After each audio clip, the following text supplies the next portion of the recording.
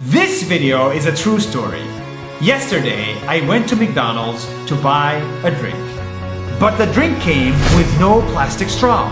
I said to the cashier, "Sorry, does this come with a straw?" They said, "Sorry, we don't use plastic straws." Why? Because McDonald's wants to protect the environment, so they ban the use of plastic straws. This surprised me because I looked around and saw that spoons are still made of plastic. The cover of that same drink was still made of plastic, and McDonald's was still selling meat that is responsible for 15% of greenhouse gas emissions. 15%. So why do they care so much about plastic straws but not everything else? The answer to that, turns out, is called selective empathy. This is a problem that all humans suffer from. We selectively care about one thing, yet we do not care about another. For example, plastic. We care about plastic straws because we see a turtle that was hurt by one. But we don't care about all the other plastic that caused the death of millions.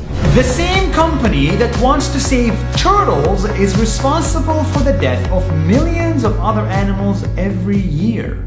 This is selective empathy in action. Animals. We care about some animals, but not others. When the Chinese eat dog meat, many Westerners were horrified. Yet the same people go home and enjoy a nice beef steak. We feel empathy for a dog, but we don't feel it for a cow. That's why a slaughterhouse worker can kill thousands of cows every day and go home to pet their dog. Humans. All humans are created equal, but do we care about them equally? Some humans we relate to more, so we care about them more. This is selective empathy in action, and I am guilty of it. I personally felt devastated by the death of one journalist by Saudi Arabia, but I didn't feel devastated by the death of thousands of people right nearby in Yemen. Why is that? A single death is a tragedy, a million deaths is a statistic.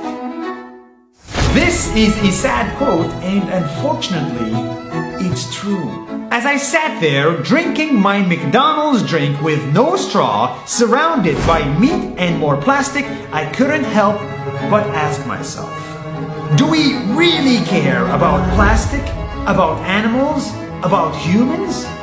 Or do we only care about some plastic, some animals, and some humans? This is a question worth asking, no matter how uncomfortable it is to answer.